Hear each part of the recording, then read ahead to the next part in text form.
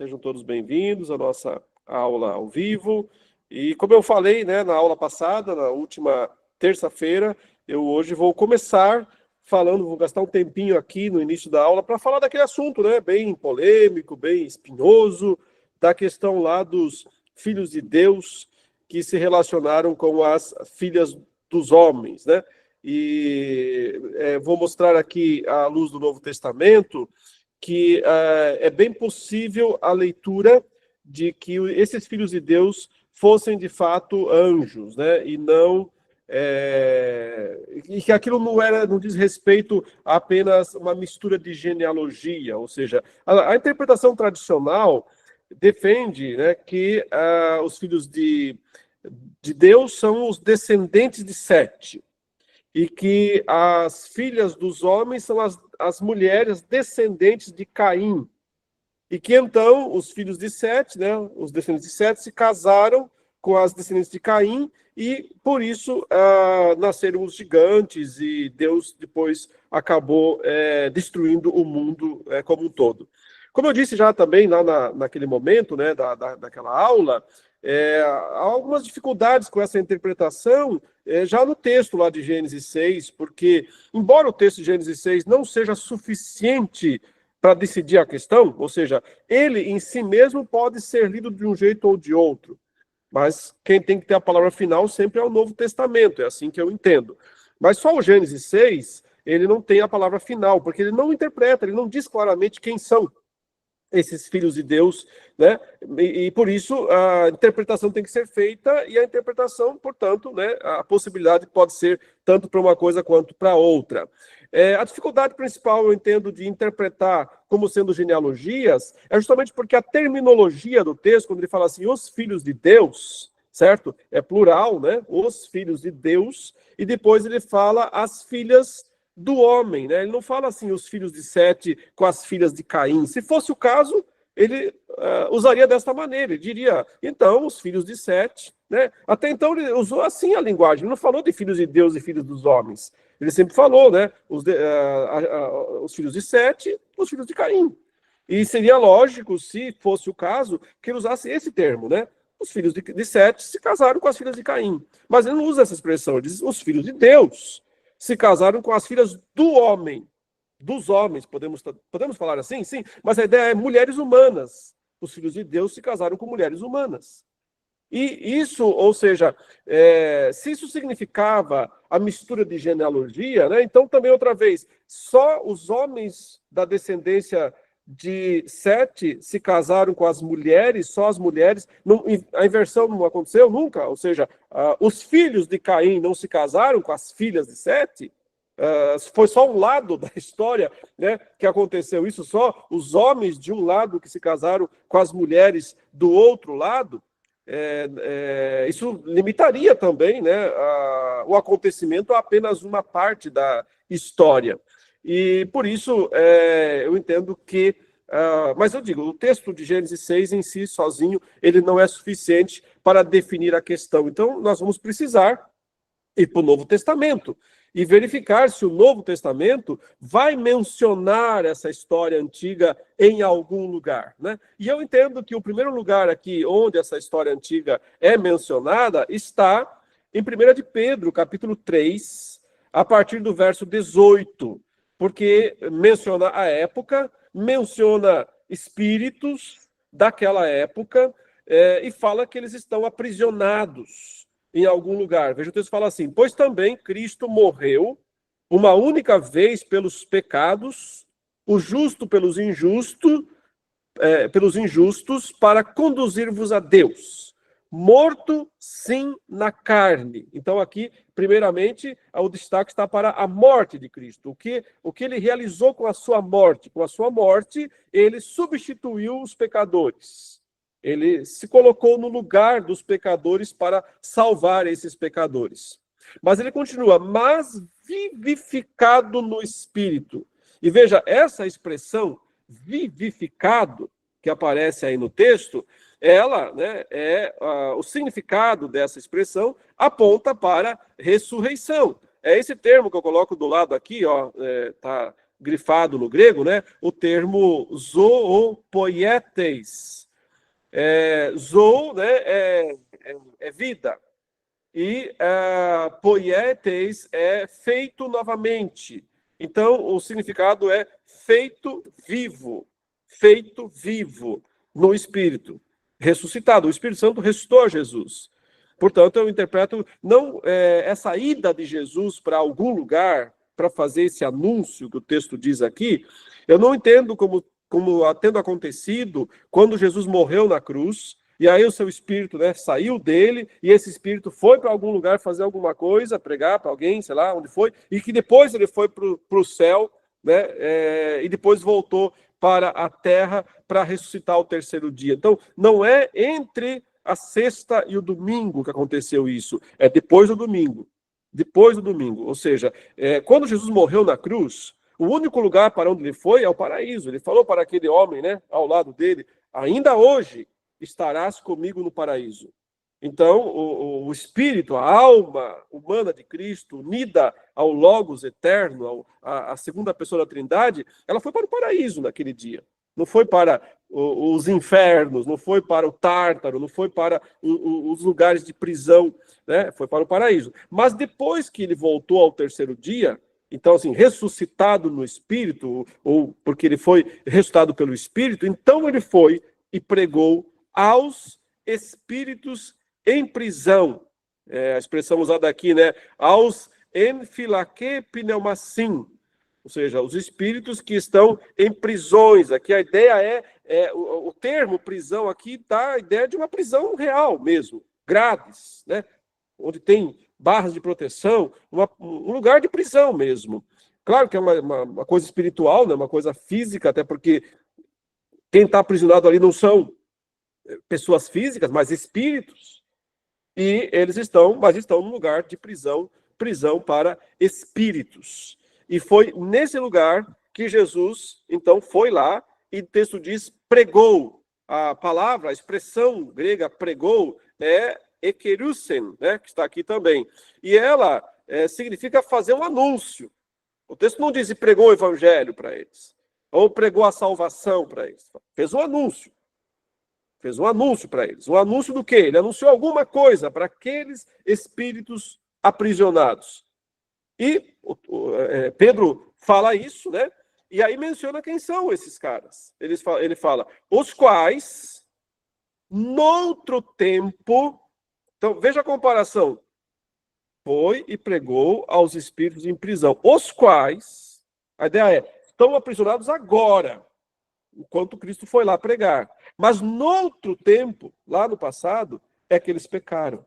Ele vai falar, então, do momento em que eles cometeram o pecado que os colocou nessa prisão, os quais, noutro tempo, foram desobedientes. A desobediência que eles praticaram diante de Deus. Eles não obedeceram o que Deus mandou fazer. E aí ele diz em que momento isso aconteceu, essa desobediência. Ela aconteceu quando a longanimidade de Deus aguardava nos dias de Noé, enquanto se preparava a arca. Aparentemente, Noé levou mais de 100 anos para construir a arca, desde que Deus deu, né, o veredito de que ia destruir o mundo e mandou Noé, deu a planta, né, para que Noé construísse, mas o tempo de construção, alguns acham que foi de 120 anos, porque Deus disse que esse seria o tempo que o homem duraria na terra, depois daquele momento. Os dias do homem serão 120 anos, o que parece ser uma contagem de tempo, ou seja, de agora, desse momento em diante, o mundo vai durar 120 anos e depois disso o dilúvio vai destruir a todos. Acontece que nesse tempo aconteceram justamente aquilo que é mencionado lá em Gênesis 6. Os filhos de Deus viram as filhas dos homens e tomaram para si mulheres, as que mais lhe agradaram. E isso aconteceu ali, e aconteceu depois também, o texto diz, né, mas tudo antes do dilúvio. O dilúvio é que pôs fim a tudo isso. Então, quer dizer, só lendo essa passagem aqui, né, o leitor já teria que pensar que ele está mencionando aquela situação lá. o que aconteceu lá naquele momento, lá nos dias de Noé. Eu sei que os reformados em geral, e eu também já defendi essa interpretação, se você pegar a primeira versão do meu livro Razão da Esperança, Teologia para Hoje, que eu escrevi lá em 2006, certo? Você vai ver que eu defendo essa posição, a posição tradicional reformada, dizendo, olha, o que o texto provavelmente quer dizer aqui é que Jesus pregou através de Noé para os contemporâneos da sua época e anunciou a salvação para eles, mas eles não quiseram, foram rebeldes e por isso eles foram destruídos, né? O dilúvio os destruiu. É uma maneira engenhosa de não precisar, né, admitir o ensino difícil que o texto está, obviamente, trazendo. Mas qual é o problema dessa interpretação? Vários, porque aqui você precisa ignorar um monte de informação que o texto dá para poder crer dessa maneira. Você tem que ignorar o fato de que ele disse que Jesus foi ressuscitado, falar isso. Quando ele foi feito vivo no Espírito, é que ele foi lá falar aos espíritos em prisão. Você tem que ignorar o fato que o texto diz também que eles, para quem Jesus fez a proclamação, foram desobedientes noutro tempo. Então, ele faz uma comparação clara entre o momento da pregação que Cristo fez, o anúncio que Cristo fez, e o momento em que o pecado deles foi cometido. Foi noutro tempo. Só que se fosse o caso, né, de Jesus estar pregando nos dias de Noé, era no mesmo tempo. Era na mesma época. Então, não faria sentido essa comparação, os quais, no outro tempo, foram rebeldes. Então, essa é uma parte aí a ser ignorada. E a terceira parte ignorada, para poder sustentar essa interpretação, né, tradicional, é que, bom, onde a Bíblia diz que Noé pregou salvação para alguém? Onde foi que Noé pregou salvação para alguém? Sim, Pedro chama Noé de pregador da justiça. Já vou ver esse texto. Pregador da justiça. Mas veja isso, pregador da justiça. Ele não pregou graça, ele não pregou salvação, ele não pregou arrependimento. Muitas vezes as pessoas pensam que Noé estava lá construindo a arca e falando, gente, vai chover, que ele era como Jonas. Gente, vai chover, se arrependam, olha, tem lugar aqui, gente, venham, entram na arca, estou dando a chance, entra na arca. A gente imagina isso, né? Que Noé ficou ali anunciando e falando, vai chover, entra na arca. E que chegou um dia que ele falou, bom, ninguém quis entrar, vou fechar a porta e vocês que sejam condenados. Mas isso não aconteceu. Não aconteceu porque Deus não mandou Noé fazer isso. O que foi que Deus mandou Noé fazer? Deus disse, Noé, faz a arca que eu estou te mandando, e o que vai fazer é o seguinte, você vai pegar um casal de cada animal que existe, né, alguns são 7, e vai colocar na arca. Entra tu e a tua casa. Só. Deus não mandou mais ninguém, não mandou chamar mais ninguém. Porque a única pessoa que achou graça diante de Deus foi Noé, ninguém mais. E a família dele só foi salva por causa dele. Por causa dele. Porque Deus disse, põe a tua família dentro da arca. Deus não mandou Noé colocar mais ninguém, nem pedir para mais ninguém entrar. Não houve oferta de salvação para mais ninguém. Não houve pregação. Por que não é o pregador da justiça? Porque enquanto ele estava fazendo a arca, ele estava dizendo, vocês vão morrer. Vocês todos vão morrer. Todo esse mundo vai morrer. Não vai sobrar ninguém aqui nesse mundo. É isso que ele... O autor aos Hebreus não fala exatamente isso? Pela fé, Noé aparelhou a arca, através da qual ele condenou. Ou seja, a única pregação que Noé fez foi dizer, esse mundo está condenado, e essa arca é a prova disso. Daqui a pouco vai chover, e só vai estar salvo os animais que Deus quis que eu colocasse na arca, eu e a minha casa, e mais ninguém. Por isso que, inclusive, o texto aqui de Pedro menciona isso. Enquanto se preparava a arca, né, na qual poucos, a saber, 8 pessoas foram salvos através da água. Não houve pregação, não houve anúncio para outras pessoas. E isso para mim é definitivo, porque então eu não posso dizer que Jesus foi e pregou através de Noé, ofereceu salvação aos contemporâneos dos dias de Noé. Primeiro porque isso não está lá no livro de Gênesis, Noé não fez isso em momento nenhum. Primeiro porque Deus não mandou Noé fazer isso em momento nenhum. E também porque quando o Novo Testamento diz que o que Noé pregou foi justiça, ele só anunciou a vinda, a chegada da justiça de Deus, a qual aconteceu exatamente no momento em que o dilúvio se abateu sobre o mundo. Na sequência, então, temos assuntos aqui no texto que falam sobre a questão do batismo, tal. Eu não vou entrar nesse ponto agora, para não misturar, mas veja a sequência clara. Então, ele foi e pregou aos espíritos em prisão, os quais no outro tempo foram rebeldes lá, enquanto a arca estava sendo construída, ok, etc. E aí ele menciona novamente a ressurreição de Cristo, que é o que ele começou a falar aqui atrás. Ele começou a falar do foi vivificado no Espírito. Ele retoma o assunto aqui, né, por meio da ressurreição de Cristo, o qual, depois de ir para o céu, então aqui já é a ascensão, está à destra de Deus, ficando-lhe subordinados quem? Olha aqui, anjos, potestades e poderes. Então agora você pode entender o que foi que ele foi proclamar lá. Ele foi proclamar isso aqui, ó, subordinação. Porque quando ele foi aos céus, quando ele chega aos céus, então ele morre na cruz, ele ressuscita ao terceiro dia e sobe aos céus 40 dias depois. Quando ele sobe aos céus, todos os anjos, as potestades, os poderes que estavam lá até esse momento ficam subordinados a ele. Então, a ideia aqui parece ser, porque os judeus sempre acreditaram nisso, que aquele grupo de anjos pecadores lá de Gênesis 6, e que foi lançado nos infernos, né, no Tártaro, na prisão, eles seriam o grupo mais inacessível, porque eles estavam lá trancafiados. Mas aqui o que Pedro está dizendo não, Jesus é o Senhor de todas as coisas, no céu, na terra e debaixo da terra, né? Então, até esses que estão lá presos, ouviram do senhorio de Cristo. Tiveram que ouvir que ele agora é Rei dos Reis, Senhor dos Senhores. Então, a pregação de Cristo, o anúncio que ele faz a esses espíritos de prisão, não é para oferecer algum tipo de salvação para eles, mas é para dizer a todos eles, ajoelhem-se. Todo joelho tem que se dobrar diante do meu nome. Ajoelhem-se no céu, na terra e debaixo da terra. Todos têm que se ajoelhar, diz isso Filipenses, e toda língua tem que confessar que Jesus Cristo é o Senhor, para a glória de Deus Pai. Portanto, isso aqui faz parte da sua glorificação, faz parte da sua exaltação.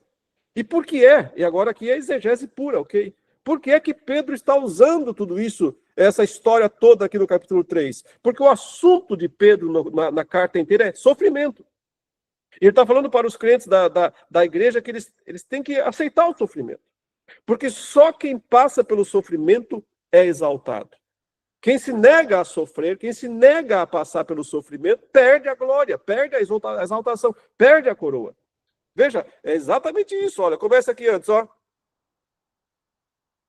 Irmãos, ele diz aqui, se for da vontade de Deus, verso 17, é melhor que sofrais por praticardes o que é bom do que praticando o mal. Veja como ele liga. Pois também Cristo morreu ou sofreu, né, uma única vez pelos pecados, os justos pelos injustos. Então, a ideia de Pedro aqui é, Jesus sofreu pelos pecados, mas teve a recompensa. Qual a recompensa? Todos os seus inimigos debaixo dos seus pés. Ficaram subordinados a eles, todos, inclusive aqueles que já estão nos infernos, ficaram subordinados aos seus pés. Compensou o sofrimento dele. Então, ele está dizendo, sofram, né? Assumam o sofrimento, não fujam, sofram pelo bem, não sofram pelo mal, né? Sofram pelo bem, até porque os perdidos estão sofrendo pelo mal. E o assunto de Pedro aqui, né, é anjo mesmo, porque você fala, tudo bem, mas aqui não aparece a palavra anjo, né? Aparece a palavra espíritos. Primeiro para o Espírito de Cristo e depois aqui espíritos em prisão. Então, você talvez diga assim, mas então eu não tenho certeza que esses aqui são anjos mesmos, porque eles podem ser quaisquer espíritos. Bom, a gente sempre diz assim, né? A Bíblia interpreta a si mesma. Então, Pedro aqui está usando o termo espíritos. Agora nós temos que ver se ele, Pedro, menciona outra vez esse assunto em algum outro lugar, e aí sim menciona o termo anjos. Agora nós vamos para a segunda carta de Pedro, é o mesmo autor, certo? A segunda carta de Pedro. E aí nós temos a expressão clara. Ele diz aqui, ora, se Deus não poupou anjos, ok? Anjos. Quando pecaram, antes, precipitando-os no inferno. É interessante aqui essa expressão, deixa eu colocar o texto grego também aqui do lado, 2 Pedro 2,4, né? Então ele fala aqui, né, se Deus não poupou os anjos, os ângelon que cometeram esse pecado, né? Deus não os poupou, mas ele inseirais zofo tartarossas. Aqui está a expressão, né? Jogou-os em algemas nas trevas do inferno. Mas você consegue talvez olhar esse termo aqui, tartarossas. É assim que se pronuncia o termo grego, que é traduzido aqui por inferno, ok? Mas não é inferno mesmo, porque a palavra inferno no grego é Hades. Hades, que não é a palavra que aparece aqui, certo? A palavra que aparece aqui é tártaro. Tártaro. O Tártaro era, na mitologia grega, né, o inferno dos infernos. Era o local mais terrível no inferno, né? Foi no Tártaro, nas profundezas do Tártaro, que Zeus prendeu os titãs. Lembra da mitologia grega? Então, jogou os titãs lá no poço do abismo, no fundo dos infernos. E de lá, né, esses titãs acabaram tentando sair em algum momento. Então, observem, esse é o termo usado aqui. Esses anjos foram colocados no Tártaro, eles foram colocados na prisão de segurança máxima, na pior das prisões, que é o que Pedro falou na primeira carta. Os que foram desobedientes, né, foram lançados para a prisão. E lá ele não disse qual era a prisão e nem quem eram os espíritos, mas aqui ele diz qual era a prisão e quem são esses espíritos. São os anjos que foram precipitados no Tártaro. E veja o que vem já na sequência. E não poupou o mundo antigo, mas preservou Noé. Então, está sempre nesse momento aqui, está sempre ligado com esse momento. Preservou a Noé, que ele chama de pregador da justiça, não pregador de salvação, pregador de justiça, e mais 7 pessoas quando fez vir o dilúvio sobre o mundo de ímpios. Então, o próprio autor, né? Temos 1 Pedro, temos 2 Pedro. Então, quer dizer, como é que você interpreta o texto? Você precisa de um outro texto te ajudando a interpretar. A Bíblia interpreta a si mesma. Se o autor usou a palavra anjos aprisionados no Tártaro, na segunda carta, na primeira ele usou espíritos em prisão, relacionou os dois momentos com Noé, outra vez, Noé. Por que sobra? De quem estamos falando? Que outro caso, que outra situação tinha lá em Gênesis 6 para exemplificar isso? Que outro assunto tem, exceto esse que está escrito com todas as letras? Os filhos de Deus tomaram para si mulheres, as que mais lhe interessaram, né? Mais desinteressaram. É o único assunto, tem outro assunto para correlacionar, certo? E se isso ainda não foi suficiente, digamos, se a pessoa ainda não se convenceu com essas correlações que parecem muito claras no texto, então temos que deixar Judas dar a palavra final, né? E aí, no meu entendimento, é palavra final mesmo, porque ele vai dizer com todas as letras que o pecado dos anjos aqui era justamente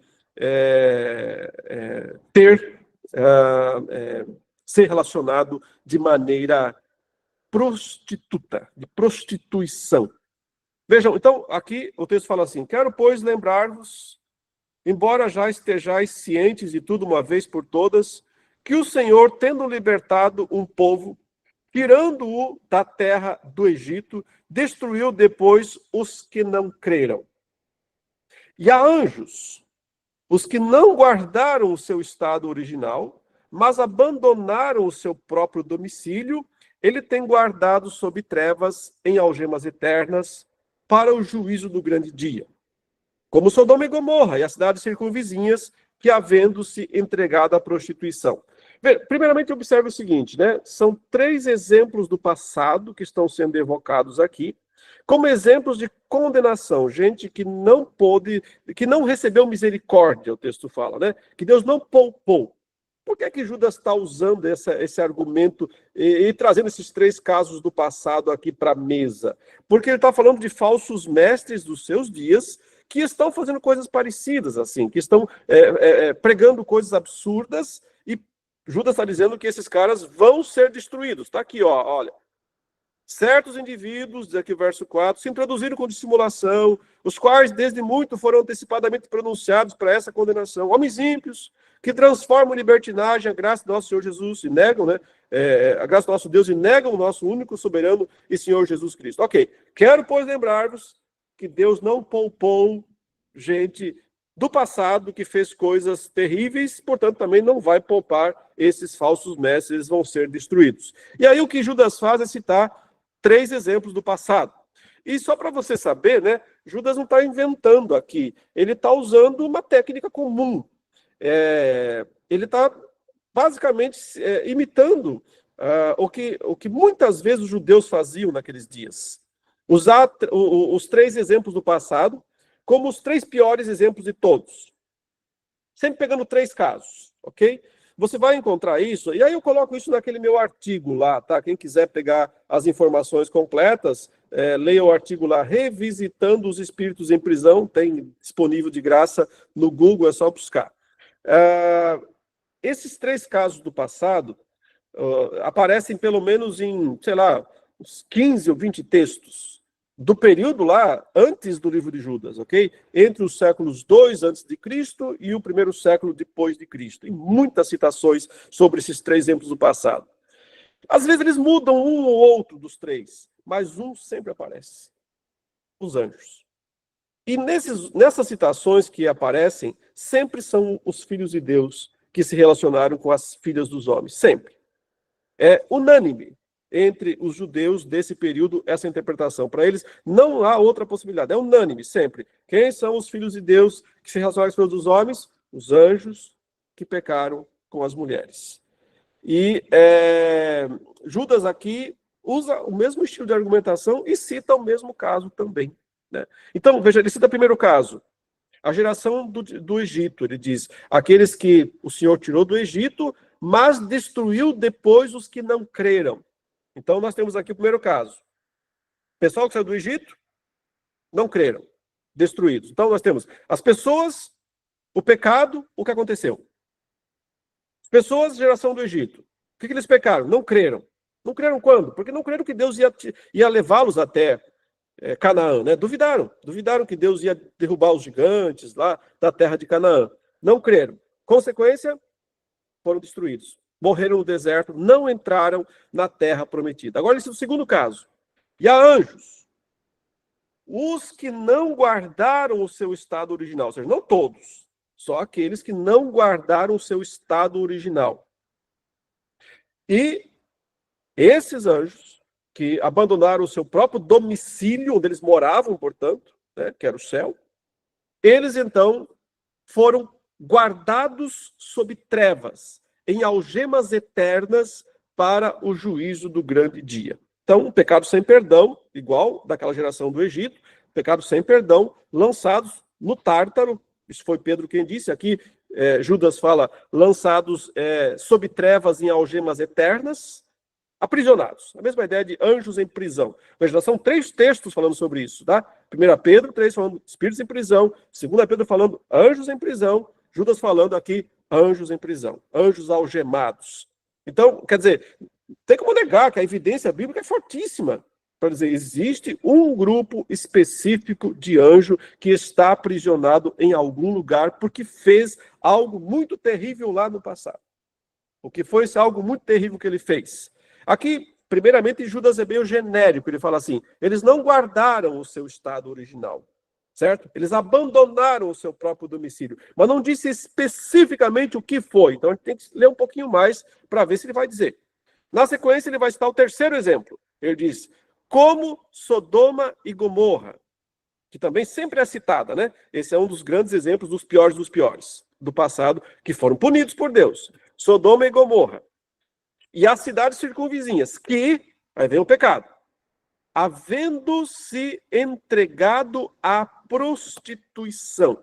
Esse é o pecado que os moradores de Sodoma fizeram. Que prostituição? Todas aquelas relações lá, sodomia, né? Até hoje a gente chama de sodomia isso, por causa de Sodoma. Então, esse foi o pecado que eles cometeram, né? E aí tem essa próxima expressão, que é a expressão mais ignorada por todo mundo que lê o texto, passa batido. Como aqueles. Como aqueles. Quem são esses aqueles? Essa é a resposta que tem que ser dada. Ele está relacionando, está dizendo, olha, Sodoma e Gomorra, que se entregaram à prostituição, que seguiram após outra carne, olha essa expressão aqui, seguindo após outra carne, porque o que é seguir após outra carne? Então, são as relações homossexuais lá mesmo, ok? Essa é a ideia. Não é o modo natural, não usaram o modo natural, eles perverteram o seu estado natural. Perverteram o seu estado natural. Então, o que aconteceu com essas cidades? Foram postas para exemplo do fogo eterno sofrendo punição. Ok, beleza. Então, mas o problema é essa expressão aqui, como aqueles. Quem são esses aqueles que ele está comparando com Sodoma e Gomorra, que se entregou à prostituição e que seguiu outra carne? Esse como aqueles aqui no grego, tá?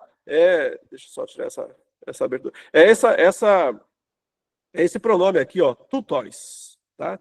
Que é um pronome demonstrativo e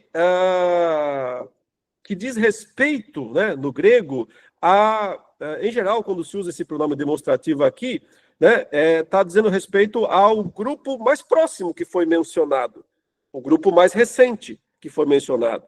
E o grupo mais recente que foi mencionado, antes de Sodoma e Gomorra, quem foram? Quem foi esse grupo? Exatamente, os anjos. Os anjos que não guardaram o seu estado original, mas abandonaram o seu próprio domicílio. Aqui, gramaticalmente, né, é muito forte a evidência de que aqueles aqui, ok, se aplicam a esses recém-mencionados aqui em cima.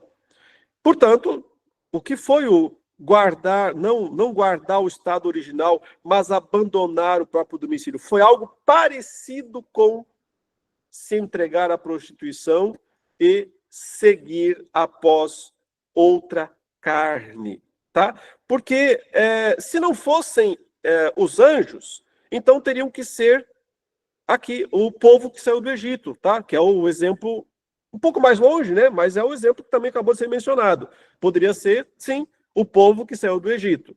Só que, no caso do povo que saiu do Egito, ele já disse qual foi o pecado deles. Não foi prostituição ou ir após outra carne. Foi incredulidade. Ou seja, ele mencionou claramente qual foi o pecado do povo que saiu do Egito. Os incrédulos, foi incredulidade. Mas ele não tinha dito especificamente qual era o pecado dos anjos. Só disse, não guardaram o estado original. Abandonaram o próprio domicílio. Ok? Então, aqueles aqui, gramaticalmente, deve ser interpretado como sendo uma referência aos anjos que não guardaram o seu estado original. Então, isso fecha a questão. Não há mais o que discutir. O Novo Testamento está afirmando explicitamente que os anjos lá se prostituíram com as mulheres. E o único lugar onde isso é mencionado, à luz de 1ª e 2ª Pedro, são os filhos de Deus que se relacionaram com as mulheres lá. Essa interpretação, alguém perguntou aí, acho que no bate-papo, né, se essa interpretação é oficial da IPB. Eu não tenho interpretação oficial sobre esse assunto. Cada teólogo, cada intérprete interpreta por si mesmo, ok? Tem direito de fazer sua própria interpretação do texto. Contudo, hoje, atualmente, 90% dos comentaristas reformados de Judas e de 2ª Pedro seguem essa interpretação. Os melhores e mais confiáveis intérpretes atuais de Judas e 2ª Pedro seguem essa interpretação. Fora, se você pegar de 100 comentários que existem hoje, uns 80 seguem isso. Pouquíssimos ainda mantêm algum outro tipo de interpretação aqui desta passagem. Tá?